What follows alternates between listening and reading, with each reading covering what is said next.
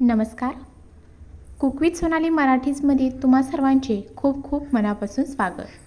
तर आज आपण बनवणार आहोत साध्या सोप्या पद्धतीने भोपळ्याचे घारगे. तुम्ही इथे पाहू शकता अगदी टम्म फुगलेले आहेत आणि अगदी छान असे खुसखुशीत तयार होतात. भोपळ्याचे घारगे करण्याच्या वेगवेगळ्या पद्धती आहेत. तर भोपळा खिसूनही भोपळ्याचे घारगे बनवले जातात. तर आज आपण इथे भोपळा न किसता साध्या सोप्या पद्धतीने आपण हे घारगे बनवणार आहोत. तुम्ही इथे पाहू शकता सर्व घारगे अगदी छान असे टम्म फुगले गेलेत आणि खुसखुशीत तयार झालेत. तर अशाच छान छान रेसिपींसाठी चॅनलला अजून सबस्क्राईब केलं नसेल तर लगेचच चॅनलला सबस्क्राईब करा आणि त्याचबरोबर बेल आयकॉनचे बटन दाबा, जेणेकरून अशाच छान छान रेसिपींचे नोटिफिकेशन तुम्हाला मिळत जाईल आणि तुम्हालाही असे छान छान रेसिपी पाहता येतील. त्याचबरोबर चॅनलला हाईप करा. चला तर मग वेळ न वाया घालवता रेसिपीला सुरुवात करूया. तर घाऱ्या बनवण्यासाठी इथे मी 1/2 किलो जो आहे तो भोपळा घेतलेला आहे. तर आता भोपळा घेतल्यानंतर त्याच्या ज्या बियाचा वरचा जो भाग आहे तो आपल्याला चाकूच्या साहाय्याने व्यवस्थित असा स्वच्छ करून घ्यायचा आहे. पहा, या पद्धतीने भोपळा स्वच्छ करून झाला. आता आपण त्याचे छोटे छोटे पीस कट करून घेऊया. तर तुम्हाला हव्या त्या साईजमध्ये तुम्ही इथे ह्याचे जे भोपळ्याचे पीस करून घेऊ शकता. आता इथे व्यवस्थित असा भोपळा कट करून घेतला आहे. आता जो त्याच्या सालीचा जो भाग आहे तोही आपल्याला असा चाकूच्या साहाय्याने कट करून घ्यायचा आहे. तर पहा, या पद्धतीने व्यवस्थित असं जे भोपळ्याचं साल आहे ते आपण काढून घेणार आहोत. तर सर्वच भोपळ्याचे जे आपण पीस बनवले होते त्याचे जे साल आहे ते काढून घेतले. आता हे भोपळ्याचे सर्व पीस एका कुकरच्या डब्यामध्ये घेतले. ते स्वच्छ धुवून घ्यायचे आहेत आणि त्याच्यामध्ये 2 ते 3 चमचे पाणी घालायचं आहे आणि कुकरला हा डबा ठेवून कुकरच्या 3 शिट्ट्या काढून घ्यायच्या आहेत. मीडियम गॅसवरती 3 शिट्ट्या काढून घ्यायच्या आहेत. तर पहा, कुकरच्या शिट्ट्या होतात तोपर्यंत आता आपण गूळ खिसून घ्यायचा आहे.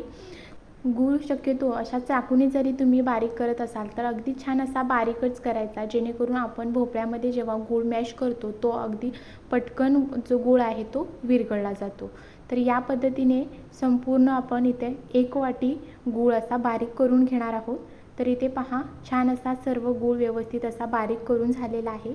कुकरच्या शिट्ट्या झाल्यानंतर कुकर गार झाला आणि त्याच्यानंतर आता इथे मी डबा बाहेर काढलेला आहे. पाहू शकता छान असा मऊसूत भोपळा शिजला गेलेला आहे. आता हा जो भोपळा आहे तो आपण मॅश करून घेणार आहोत. त्याच्यासाठी तुम्ही इथे एखादी परात वापरू शकता किंवा ताटामध्येही हा भोपळा काढून घेऊ शकता. ज्याच्यामध्ये तुम्ही पीठ मळणार आहात त्याच्यामध्येच भोपळा काढून घ्या. त्यानंतर एखादं मॅशरच्या साहाय्याने आपल्याला हा संपूर्ण जो भोपळा आहे तो मॅश करून घ्यायचा आहे. तुम्ही व्हिडिओमध्ये पाहत असाल अगदी पटकन हा संपूर्ण भोपळा मॅश करून झालेला आहे आणि याच्यामध्ये का आपण भोपळा किसून वापरलेला नव्हता, त्यामुळे अगदी छान पटकन होणारी प्रोसेस आहे. तर या पद्धतीने नक्की तुम्ही ही ट्राय करा.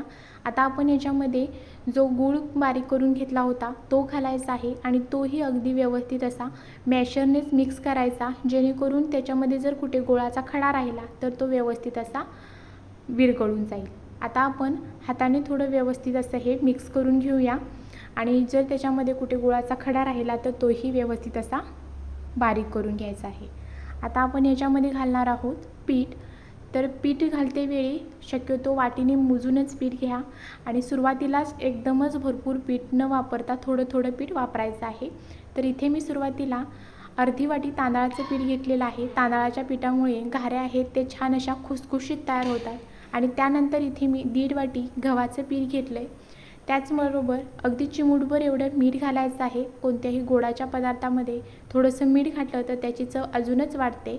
आता आपण हे सर्व पीठ व्यवस्थित असं मिक्स करून घेऊया. पीठ आपल्याला थोडं थोडं मावेल त्या पद्धतीने ॲड करत छान असा पिठाचा घट्टसर गोळा आपण बनवून घेणार आहोत. सुरुवातीला एकदमच जास्त पीठही घालायचं नाही किंवा कमीही घालू नका. अंदाजाने पीठ घालून आपल्याला हा पिठाचा गोळा मळून घ्यायचा आहे. आता हा पिठाचा गोळा पहा इथे छान असा मळून घेतलेला आहे.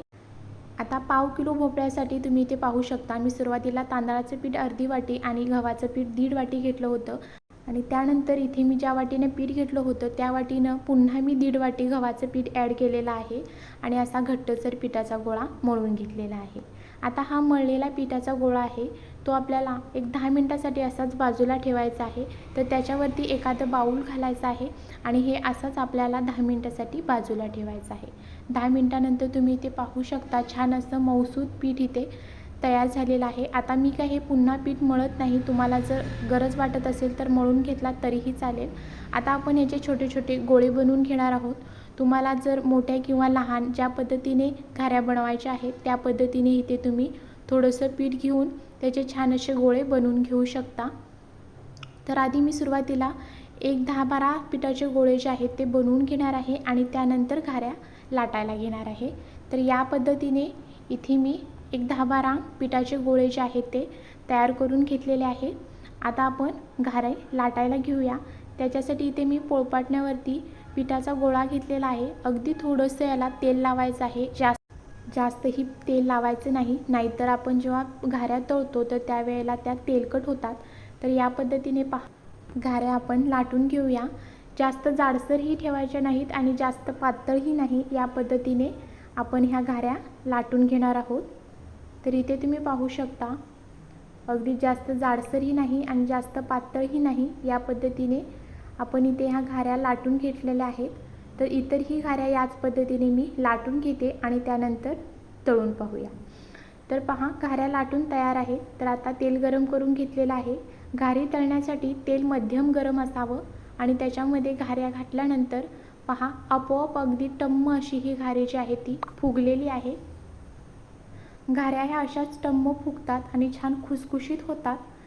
आणि घाऱ्या जेव्हा आपण तळतो त्यावेळेला सतत आपण परतत राहायची गरज नाही. एका बाजूने छान अशी घारी फुगल्यानंतर पुन्हा परतून दुसऱ्या बाजूने जरी व्यवस्थित अशी घारी शेकून घेतली, तळून घेतली तरीही चालेल.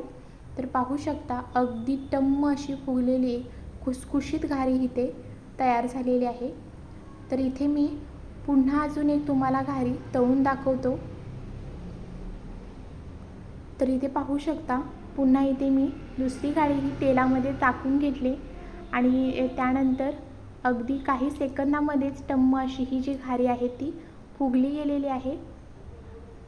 तर याच पद्धतीने आपण इतर सर्व घाऱ्या ज्या आहेत त्या तळून घेणार आहोत.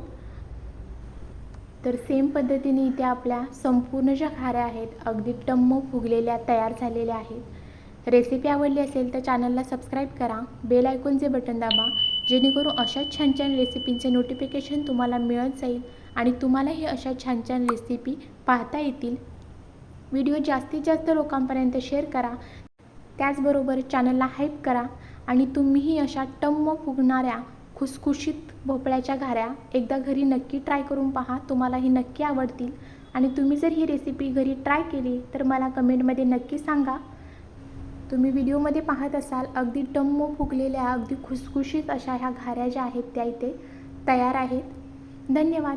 भेटूया अशाच व्हिडिओसोबत. Bye bye.